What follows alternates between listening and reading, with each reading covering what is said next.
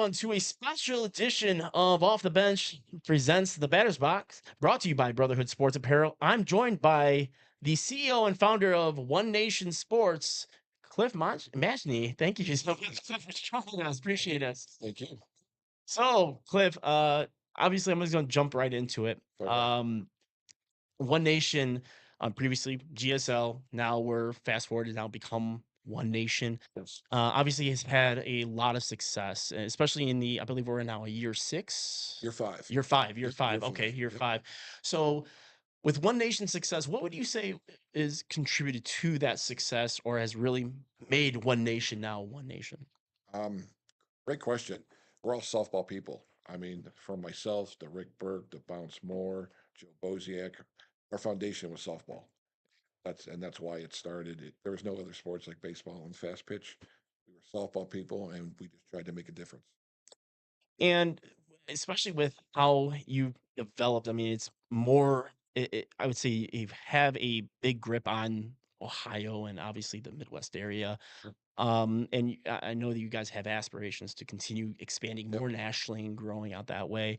What would you say are your guys' challenges you guys are really encountering while trying to do that growth, or even just within One Nation in its whole? Sure. I mean, we've had great growth. I mean, from what we started with 5 years ago, and even 9 years ago. I mean, we've done tremendous strides. The hardest thing, honestly, is finding good quality people that are dedicated.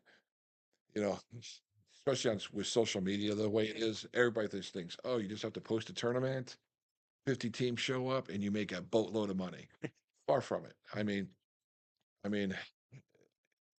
the chances of a director making money in year one at all, if not losing money, are great. And actually, that's probably the majority.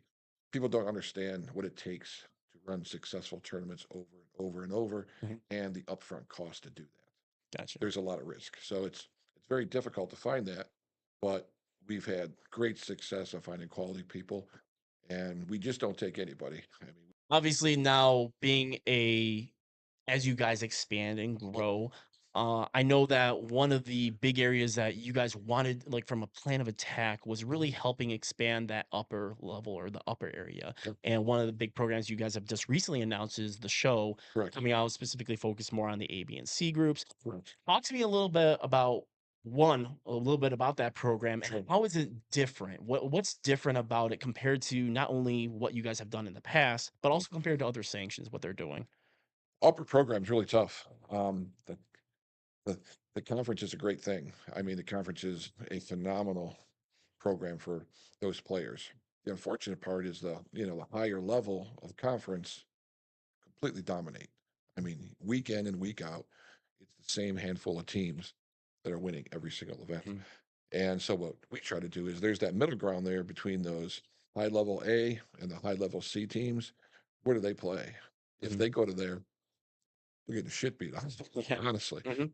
So what we're trying to do is give them an economical place to play. Mhm. And we've done that.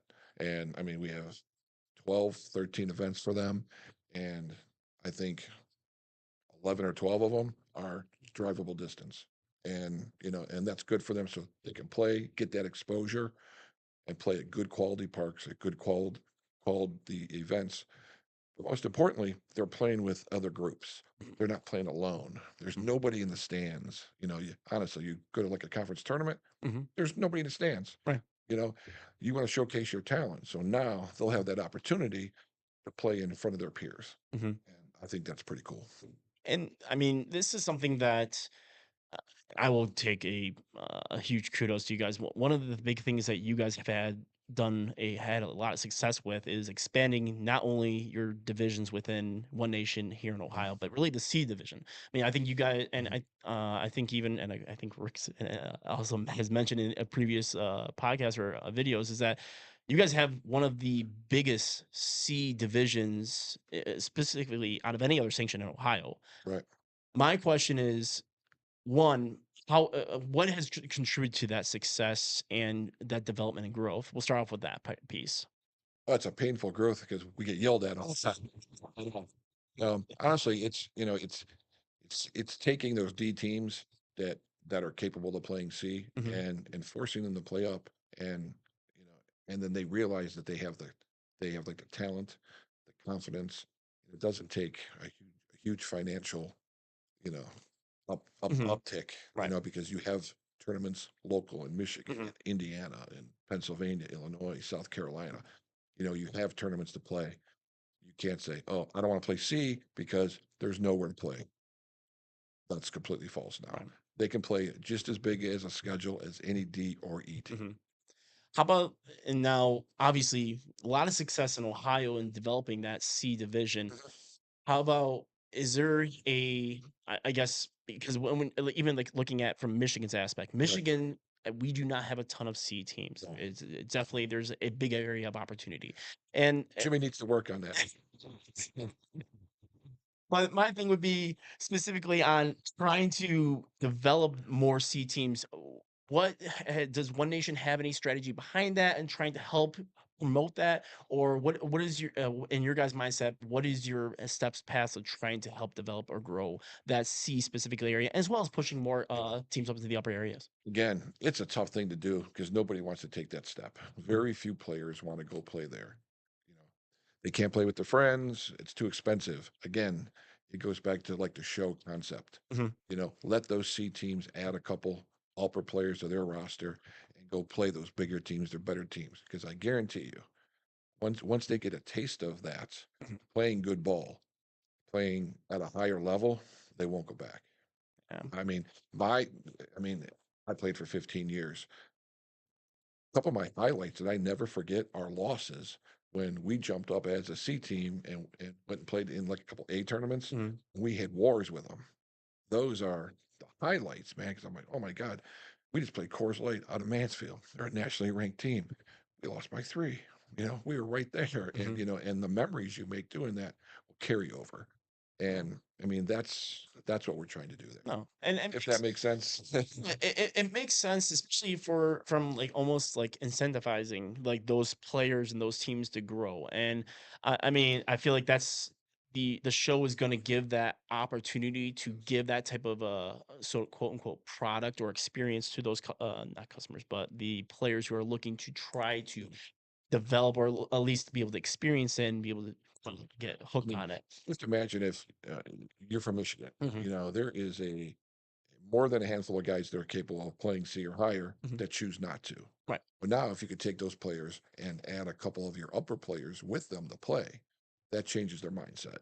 right. And it gives them places to play.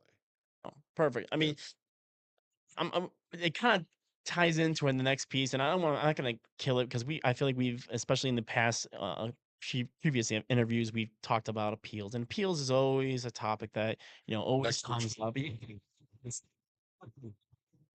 I mean, my thing is, I'm just gonna touch base on it briefly. Is the from One Nation's aspect, do you foresee or in terms of trying to make that consistency, do you feel you guys have a process in place in terms of trying to make it as consistent as possible or to make it to where from the players aspect Mhm. they think it's as fair as possible as much as I mean and you would I'm sure you would agree that no matter what you do, you're Correct. not going to make everyone happy. No, it's So impossible. it's impossible. Correct. So how is One Nation approaching this quote unquote issue? I mean, I don't feel like you necessarily see it as heavily in the upper levels in terms of that griping or the issues behind it.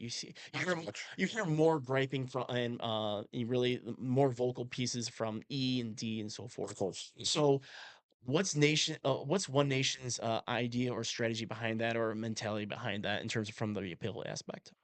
Good question. It's a very tough question.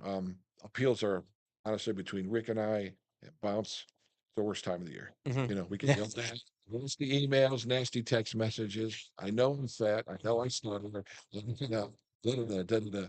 But I can say this: um, since since the start of One Nation, that was one of our main focuses. Hmm. Unfortunately, it's a very long and it's a very tough process. Hmm. But coming in 2026, transparency is everything. Hmm. I really believe that. And what we have finished and we're rolling out is something that's completely transparent. Again, we're not going to please everybody, Mhm. but if we could be transparent on what we're doing and why we're doing it, and this is the process, Mm. they can yell and scream all they want, but this is the process and it's very transparent. And that's what we're rolling out. I mean, now we vet everything we possibly can.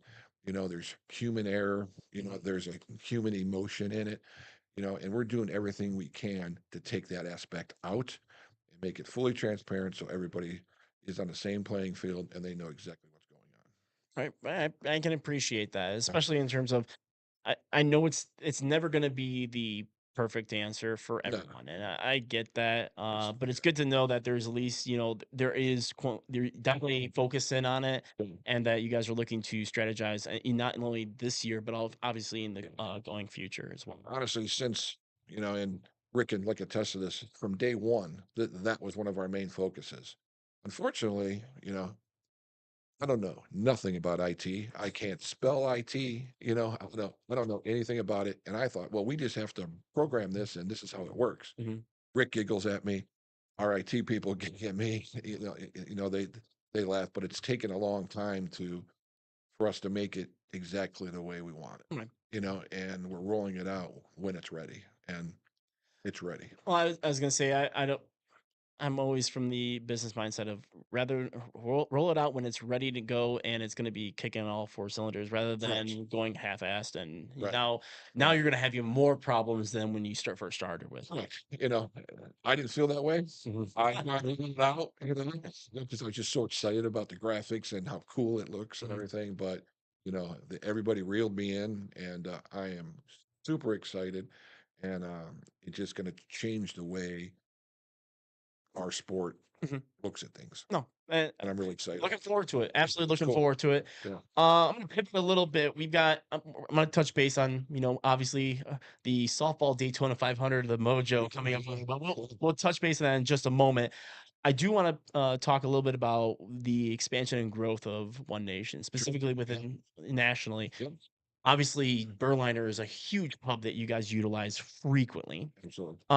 First off, give me a little bit of insight on can you divulge or give us any updates of any future expansions or updates that you guys have in terms of your growth coming either this year or next year and beyond? Um, I can't give names Mhm. or parks Mhm. yet Yeah, because it's not under contract yet. that's fair. But this I will say, I mean, we've really focused the last 3 years or so, everything east of the Mississippi.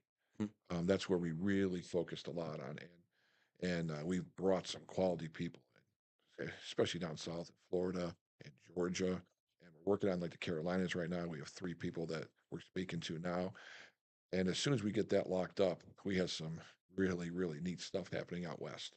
And that's what I'm Awesome. stoked about because there's a lot of softball that are Mhm. being played, especially in like the southwest corner and Mhm. the upper northwest. There's a lot of softball there, and we want to be a part of it. I will say, like, even like when I've talked to some other teams that are from out of state, specifically the West or Southwest area, and we talk about One Nation, they're like, Yeah, what's One Nation? I'm like, correct. oh man, you guys don't know yet. Yeah, yeah, I will, even Jimmy Z touch base on it. It is very attractive because I mean, obviously softball is a offensive focused sport. It absolutely is, is. Yeah, and One Nation really promotes that and it expands on that. It's holistically around that. yeah, So I think it's exactly what softball needs or would yeah, like to see from a gaming aspect, from a strategy aspect. cool. Um, as you guys expand and grow, obviously you even came out with the podcast. How's the podcast going for you guys? Learning experience again. No, it's great. Pat Sled does a great job. I mean, he's our face of One Nation on like the media side. Mhm. I mean, he's just wonderful to work with. He's got that sexy, sultry voice. He's it's fun. And we start kicking that back off. I think the middle of April. Middle of April. I I was think gonna so. ask when's in the next show Yeah. because I haven't seen Yeah. him. Once our season starts back up, then they'll start on like a monthly basis again. Awesome, cool. So the as Mojo is going along, first off, let's dive right in. I mean, Okay. Mojo, the day 2500 of the softball season kicks it off with a big tournament. Obviously, you've already had a couple of tournaments. We had Myrtle just happened with Spring Nationals. With Mojo, Yeah. what's new this year? We'll touch base a little bit on the home run derby in just a moment, but what's new this year outside of that piece? Um, we've sort of expanded our vendors. I Mhm, think we have 12 vendors coming in now. mhm, We really want to give the players a great experience on, like, especially with all like the bat vendors, the Mikens, the Louisvilles, the Pure, mhm, the short porches, the stick bats. We want to bring all those people in. We have tons of apparel coming in. But the big change, of course, was the home run derby. mhm. We've tweaked things there for a reason, and should be fun. Can I ask a little bit why we got away from the Yeah. derby? Okay. One, it's terrible to run, and we all hate it. No, but honestly, it was time just for a small change. Mhm, This is our 13th or 14th year. Can't remember. mhm, 14th, 13th, and it just needed to change. So, with all the all-star events that are happening all around, I thought it would be a really good idea to have like a Ohio versus the world type mhm, thing, and to showcase again our C through our A players, mhm, locally in the state of Ohio, and then bringing in good name, really big name coaches to bring people in from all over the country. mhm. Especially our women's USA team has women coming in from California, New Mexico, I Washington. looked at the list. You guys have a really Yeah, diverse list. Not only from the ladies, but also the men's too. You got a yeah. really diverse list for both It's going to be those fun, teams. honestly, and it just needed to change. Mhm. Next year's home run derby is going to be off the chains. It was like Oh a wow. phenomenal idea that it's already been approved with a lot of people, and I'm not saying it No, I was gonna because say, all right. every director in the association will be running it next week.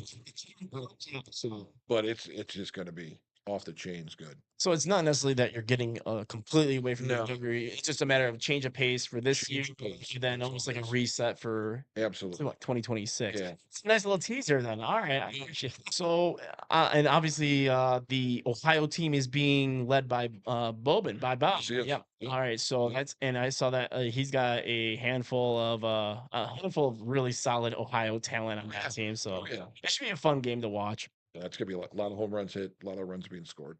One other point I wanted to highlight on, and it's conveniently because we're gonna be there as well, is Media Row. Yeah. Bringing that out, talk to me a little bit about the idea behind you guys actually coming out with a Yeah. Media Row for Mojo Yeah. and what that's all about. Um, we at One Nation, we love what someone like yourself is doing. Mhm, We love the podcast. And it's not about exposure for us, it's exposure for our sport. mhm, It's exposure for our players. And to have the opportunity to have a company like yours come in and hopefully a couple others, and to give that exposure to our softball players to help grow our sport. mhm. Because most people think, oh my God, it's a beer league. You guys are a bunch of washed up athletes. This. First of all, There's a lot of us looking at some truth to that. Some truth. well, with the media we have now and what's at our fingertips, Mhm, it needs to be exposed for what it really is. It's a great sport. It's a fun sport, and it needs to be treated that way. mhm.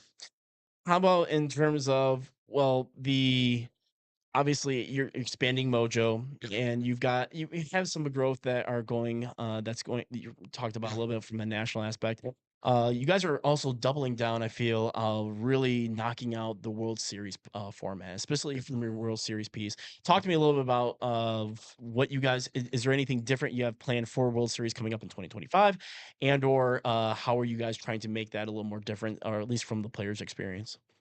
What I mean, what good question? It's hard to change. Mhm, The thing that we're trying to do is try to give a better weekend experience. Um, we're trying to move our less classes per weekend, mhm, so there's not as a rush. mhm, And you can sort of take in that atmosphere. Because we could push 160 teams in a day and a half at Berliner. mhm, Do we really want to do that? The answer is no. We want to, maybe cut that back and have another weekend at Berliner where we can put more teams in and give them a better experience. mhm. So really, we just want to slow play it a little bit and give them time to enjoy the city of Columbus, city of Myrtle Beach, Mhm. or some other areas that like we're moving into, and have them have a fun weekend out of it. It's Right. not at the ballpark grinding the entire weekend. It's soaking in everything. Right. If that makes sense to you. No, it makes perfect Yeah. sense. I mean, you guys also have a lot of tournaments that you've been able to utilize, not only in Columbus, you also utilize Cincinnati and be able to leverage those places. Do you foresee, do you, at least from the near future, is kind of Berliner going to be continue to be the central hub for you guys in the future, or do you guys foresee potential expansion elsewhere? Um, as long as they have us, it will be our hub. I mean, there's no other park in the country that can host these size of events. Hmm. You know, if you were to have a 100-team tournament in in any other park in the country, you're there 4 or 5 days. Hmm. Honestly, here, honestly, it's cheaper on like the players Yep. because we could put 100 teams easy in 2 days, and that's not even pushing times. Right. Now it's difficult to have umpires and you know, I challenge anybody to see what goes on behind the Yeah. scenes with trying to find umpires for these Hmm. type of events. Right. But um, you know, Berline's been a great partner with us. Mhm. We were there when they had their first turf field to everything like they have now, Yeah. and I felt like we were a big part of that. And as long as they keep having us, we will 100% stay there. I mean, we touched base a little bit on it with Jimmy Z Mhm, and something that we need to work on from a Michigan softball aspect mhm. of needing more turf fields. Because Yeah, I'm sorry, but the turf fields, especially in the Midwest, yeah, that's a game changer. Because now the weather elements do not impact you as heavily, and you can power through a lot of those tournaments rather than a lot of them that where we have them up in Michigan, they're in dirt fields, and even get a little splash of rain. Sometimes you got to call it. it's over. Yeah. Yeah. You have to remember on like the business end, I mean, as like a player, I feel the same way. Yeah. I agree 100%. But at the end of the day, it's a business. Look how short your season is up there. Yeah. I mean, it's tough because they need a 12-year, Right. I mean, a 12-month. And you're They gonna do. and you're I was gonna say you have to show that revenue to be able to compensate for the, basically the peaks. I mean, or the lack of peaks. You're gonna have Yeah. a peak, in the season, and then Mhm. you're gonna have a huge lull, and you're gonna have enough Yeah. revenue to carry you over through And that and lull, so when that 4, 5, 6 month lull is scary for most yes. investors, Oh, no. I mean, honestly, It's not a cheap investment upfront either. I know no, that those are very no. expensive, to at least from the upfront costs. But I mean, we're hoping, God, thankful. it would be a great It'd thing. be great. It would be a great thing. Baseball and fast pitch would love it too. Oh, I can see the little leagues would absolutely, I know, Yeah, eat that up, but obviously that's hopefully down the road that something yeah. can come to I'm fruition sure one day. one day, I'm one sure day. one day. I mean, think about Berliner. I mean, they start the first week in March and they run through November. Mhm. I mean, so there's not a lot of dull time there.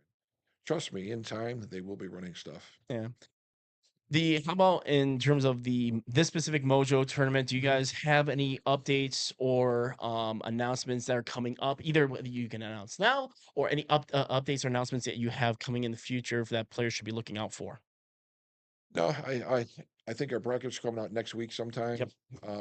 But no, it's status quo. We're real excited. We've scaled it back the last few years a little bit just to make it a better experience. Mhm. So you're not at the park till, or we're not at like the park till 2 a.m. But no, I mean we scaled it back to try to give a real good experience, fun, laughter, family affair type Yeah. thing. So yeah, no, status quo. We just keep pushing. Well, again, I'm continuing to be impressed with One Nation specifically and how you guys are handling it in terms of giving a lot more events. I mean, Jimmy Z is killing it in Michigan in terms of how many He's a events monster. He's a he's good dude. giving for us. So Yeah. he's definitely helping One Nation have a huge presence in Yes. Michigan. I'm looking already. I know my team's already looking forward to Mojo, so it should be a lot of fun. Weather, Something. It's like something. Yeah. Cliff, thank you so much for joining. I Yeah, truly thank you for having me appreciate. on, man. I Thank you so really much. appreciate Thank you. joining. Make sure you guys, if you haven't already, make sure you subscribe and follow the Off the Bench page, where we have our in-game streaming and more. Also, we have a lot of other interviews like this on our YouTube page, so we appreciate it if you could go ahead and like, share, and subscribe. Outside of that, this is Mike from Off the Bench in the Batters Box. We'll have more content coming to you for Mojo as well as Mojo Week and more interviews. We'll see you next time. Thank you guys so much. Thank you.